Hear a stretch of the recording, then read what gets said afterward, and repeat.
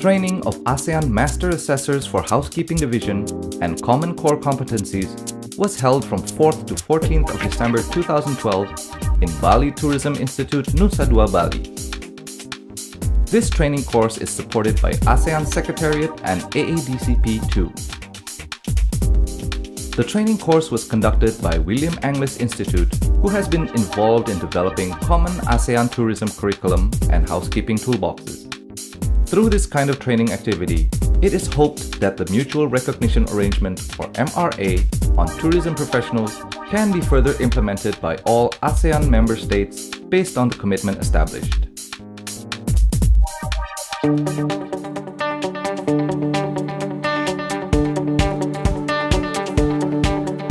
Well, the history of this project probably goes back 10 years, but most of the activity started about 5 or 6 years ago. There was an agreement, it's called the MRA, the Mutual Recognition Arrangement, where the ASEAN states decided that in the area of tourism particularly, that there needed to be a common ASEAN tourism curriculum. Now, as a result of that, William Anglis Institute was contracted to develop this curriculum and to negotiate that with the ASEAN countries. We negotiated and came up with 242 competencies. Now, the competencies is great to have that curriculum, but to do something about it, you needed teaching resources, and you needed to train people how to assess how people went in the courses. So the first thing was to develop these toolboxes, we call them, which is a combination of a training and assessment toolbox and instructions for a trainer and PowerPoint slides. So we've been working on that for over a year. We've developed toolboxes for housekeeping and for common core, which is the common competencies needed in the hospitality and tourism industry. Look, it's based on adult principles of learning. We have general managers, we have personal assistants to tourism ministers, we have high government officials, we have some trainers, we have some very experienced university people from the Philippines. So you can't teach them as you would school children, so you have to design a program that is interactive for them.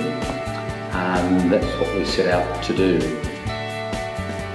Since 2004, Australia supported the ASEAN member states to establish the ASEAN community in tourism, ASEAN Tourism Professional. With Australian support, now ASEAN has a standard competency for tourism professional. ASEAN also have the standard curriculum for ASEAN tourism professional. After the development of the toolbox for tourism professional, we also now in the process to do the feasibility study of regional secretariat for tourism professional, and also support the gap analysis of implementation of mutual recognition arrangement in tourism professional for ASEAN in the region.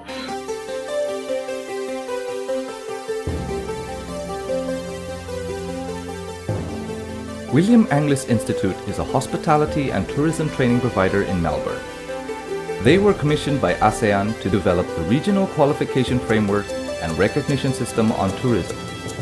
As a result, 242 units of competency and 46 toolboxes on housekeeping and core competencies have been developed. Each toolbox contains of training manuals, trainer guides, PowerPoint presentations, and assessor manuals. Currently, 98 toolboxes on front office, food and beverage, and food production are being developed and will be completed by the end of 2013. It is planned that another 98 toolboxes on tour and travel division will be developed in 2014. We're monitored by the ASEAN Secretariat. We send in monthly reports, we do an inception report, we do a final report, and as well as that, we consult with the different ASEAN member states. So last year I travelled to 10 member states, spent 2 days in each place, and we asked them, what do you want in the toolboxes, first of all, but also once we've developed them, what do you think about them? What do you think's missing? How can we do this better? And then we had a regional workshop to put all those ideas together. and produce the final toolboxes. The method that we used for the Master Assessors was developed to enable the assessors or for the participants to show a selection of different assessing methods. So John and I role-played by explaining and implementing some methods that they could use in their training environments, either on the workplace or in their educational institutes. So we used a portfolio method, and it enabled us as assessors to see the participants as assessors in 3 different methods. The first method was a collection of evidence in the form of written work. The second was the participants actually conducting some assessment in the form of a role play, where they often use themselves as role play or as students at the school. And then the third was a case study, and you possibly saw the case study where there was an opportunity for questioning and thinking and brainstorming. So the brainstorming activities and working in groups enabled the cross-cultures from the ASEAN countries to share ideas, and it helps for them to get some different training methods as well.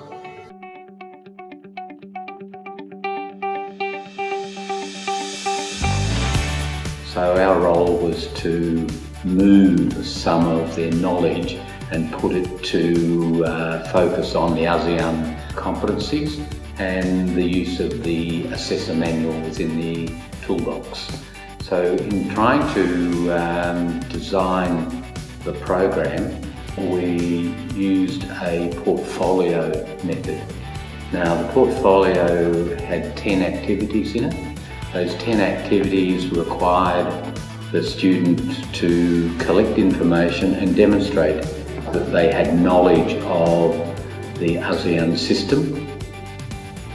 Now those questions from 1 to 8, they had to respond, they had to show us information, and they had to describe, they had to answer what the rules of evidence were. On activity 9 was a case study. It was a recognition of prior learning case study. That case study required them to assess in a different way. So we're assessing in an indirect way as opposed to a direct way. So they were given cards of evidence for a fictitious character by the name of Bagus from Hotel Santika. Now he was looking for a recognition of prior learning in work effectively with colleagues and customers. The final thing, activity 10, was the actual assessment.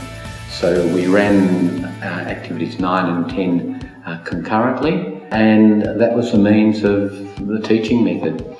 Many hadn't experienced the use of an assessment portfolio before and have commented that they enjoyed using that type of assessment. It's a formative, ongoing form of assessment where you can actually bring the training and the assessment together. So there is really no need for independent assessment at that time. So it's an excellent way of working.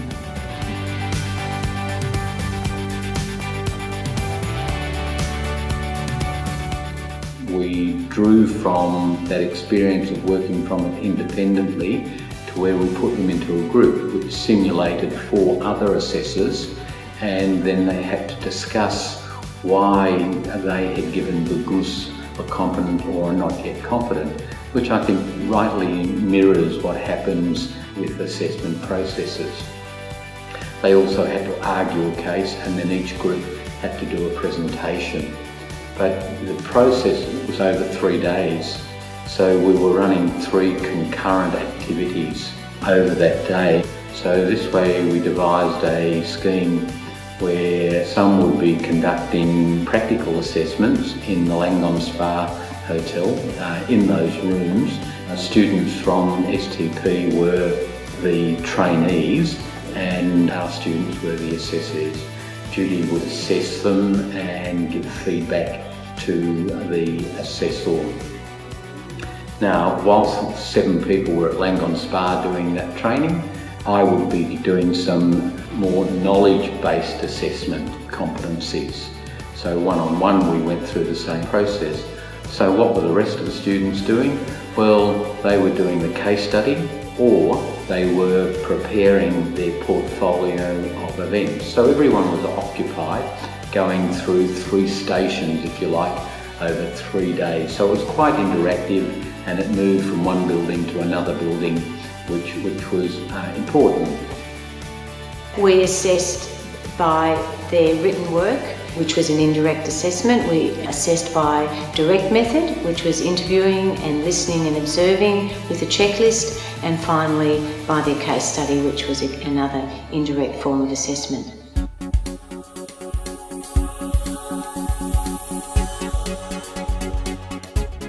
We've learned from experience during this course that if you want to be a master assessor, you need to know about training. And if you want to be a trainer, you need to know about assessment deeply.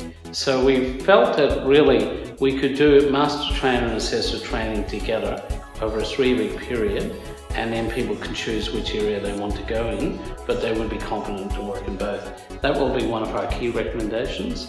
Another key recommendation will be to do this again. It's been a fabulous experience for all the participants and the trainers. These facilities here for the training program of the assessors was excellent because we could actually move the participants over into the hotel. If we were operating in a hotel, then we would have sought permission from the hotel management to use their staff. So you have to be adaptable in terms of those processes.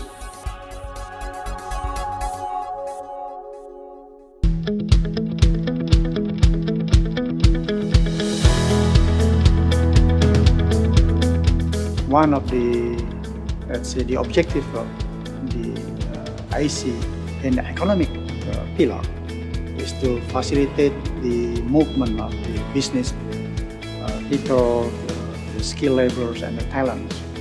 How to move people from each member states. They have what we call the MRA.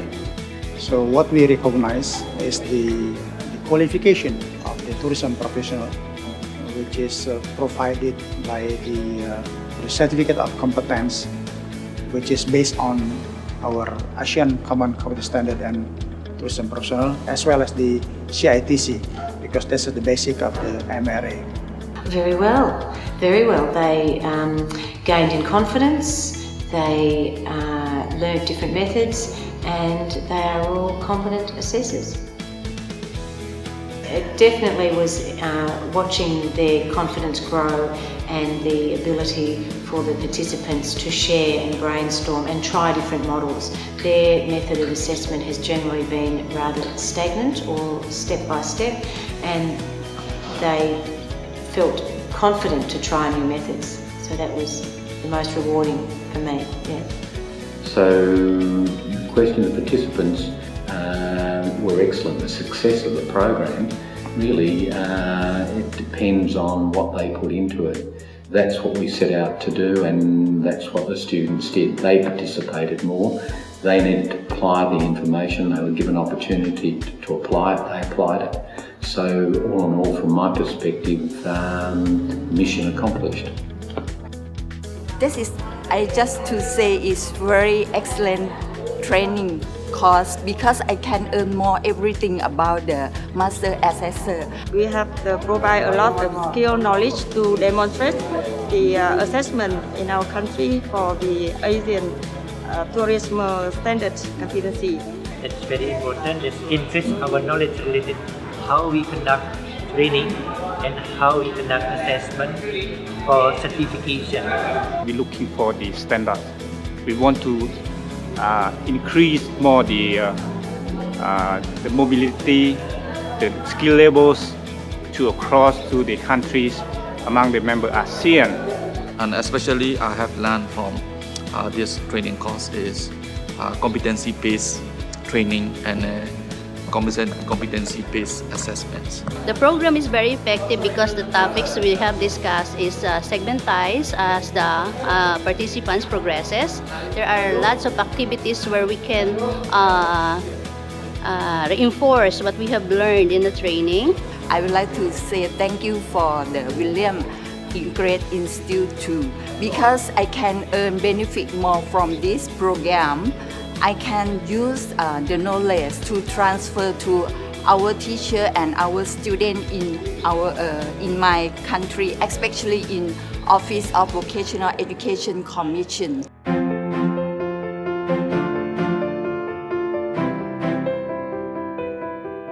William Angliss Institute is committed to this program and has a number of people now who have been involved in the program, not just writing and constructing the toolboxes and teaching, but also looking at something like a gap analysis. What's needed in each of the countries in order to implement the toolboxes.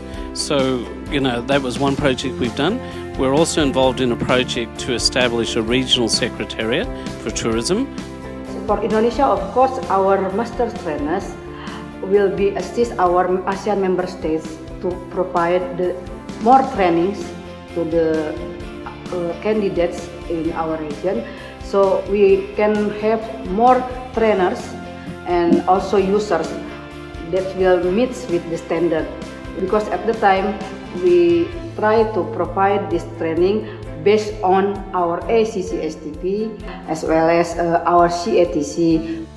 So by these master trainers, actually, we hope that the trainers will generate our more trainers because it is master trainers, you see.